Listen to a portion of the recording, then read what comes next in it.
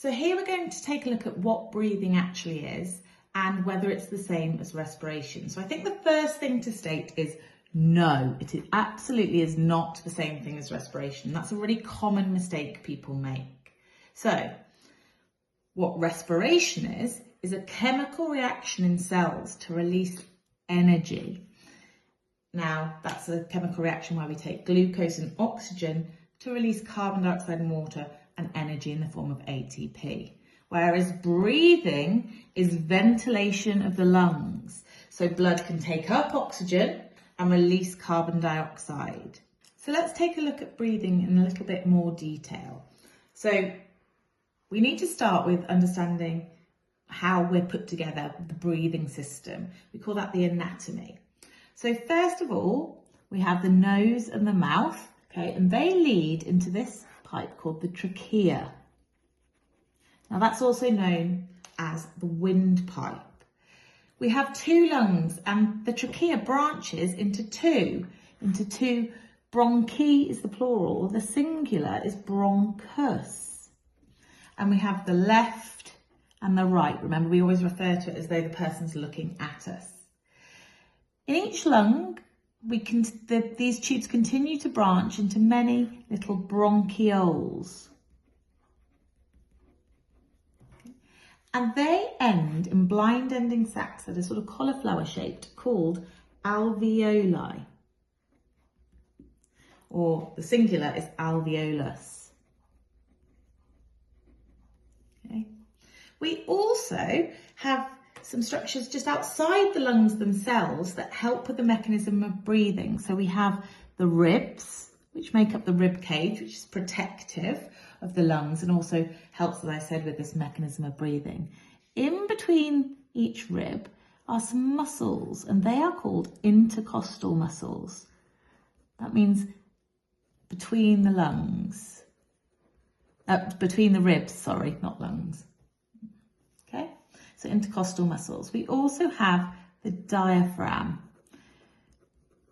which is a dome-shaped muscle at the bottom of the chest cavity that separates the thorax of the chest with the abdomen, where a large part of your gastrointestinal tract is. So now if we go on to look at the actual mechanism of breathing, to inhale, so to breathe in, we have the diaphragm, this muscle at the bottom of the chest, which is usually domed when it's relaxed, flattens, so it contracts and flattens. The intercostal muscles, more specifically the external intercostal muscles, contract, and that moves the ribs up and out. So muscles contract, increasing the volume of the chest cavity, which reduces the pressure, and that means air is forced in. So air is drawn in due to that decreased pressure compared with the pressure outside the body. When we exhale, the opposite happens. So the diaphragm relaxes, that muscle, which goes back to its resting domed position.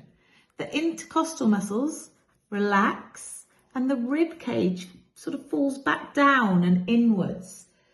That causes the volume in the chest cavity to decrease. So that's going to increase the pressure, forcing air out of the lungs into the surrounding atmosphere. So we've talked about the mechanism of breathing, but let's now think about why we breathe. Well, the function is for gas exchange. So we want to bring fresh air into the lungs to allow oxygen to diffuse from the lungs, so the alveolus or the plural alveoli, so lots of millions of these blind ending sacs, and we have oxygen diffusing across into the blood, ready to be transported around the body and used in respiration. And we have the waste product of respiration, carbon dioxide, diffusing from the blood into the alveolus, ready to be breathed out. Now, there are lots of adaptations of this system to promote diffusion. So let's take a look at them. So first of all, we have millions of alveoli, okay, and that provides a large surface area for gas exchange, really useful in diffusion. We have many capillaries. Now, those are the tiny blood vessels, and there's millions of those surrounding these alveoli, and that really helps because you've got a large surface area for diffusion, as we mentioned, and also you're going to take away anything that's diffused across, so it helps to maintain the diffusion gradient.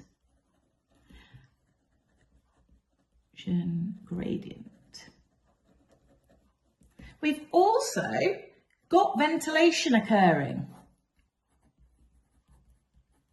And that too maintains the diffusion gradient, promoting the rate of diffusion and making it faster. So that means we've got fresh oxygen being brought to the alveoli and carbon dioxide out. So again, we're maintaining the diffusion gradient.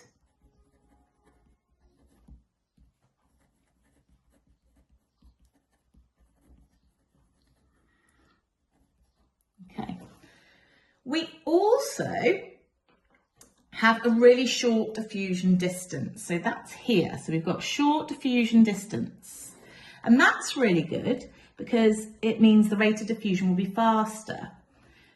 The reason it's so short is because the alveoli walls are 1 cell thick, are very flattened cells, and the capillaries are only 1 cell thick. So really short distance for that gas to diffuse across whichever way it's going. Another thing is the alveoli are moist, and that means that gases can dissolve and diffuse across really easily. So lots of adaptations to make lungs really efficient at this process of gas exchange. So if we're thinking of breathing in the context of GCSEs, we want to think about what questions we might get asked. And there are lots of different things that we could be asked, but some more common themes do show up, and I'm going to talk about a few of them now. So let's look at some questions you might get asked.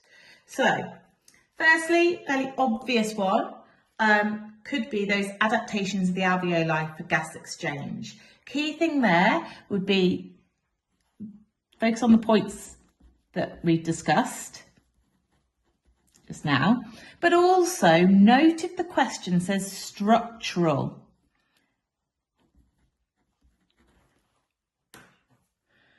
Because if it's structural, you don't want to talk about things like moisture or ventilation. You then need to be talking about surface area and things like that. So just really read a question carefully, and you might need to go on to explain how that affects the rate of diffusion, so specifically if it's surface area or diffusion distance. You could get asked questions to explain the changes in concentration of gases in the air breathed in and breathed out. So it could be looking at some data that you're given. The things you need to consider is whether they're used or released in respiration. So used typically would be your oxygen, released is going to be your carbon dioxide. And a common one is nitrogen. Okay, so nitrogen, there's a lot of nitrogen in the air that we breathe, but that is not used or unchanged. So it's not used or released in respiration, so it's going to be unchanged. So that's just one to bear in mind. You could get asked to label diagrams, so learn those key words and the names. Try to really focus on how they're spelt to make sure you get that right. And another thing you could get asked potentially would be explaining the mechanism of breathing. So there we need to concentrate on key words, so things like contracting and relaxing of muscles. So you would need to name the particular muscles and also talk about volume and pressure. So that doesn't cover everything that you could potentially get asked, but there's some common themes that may come up when thinking about the mechanism of breathing and ventilation.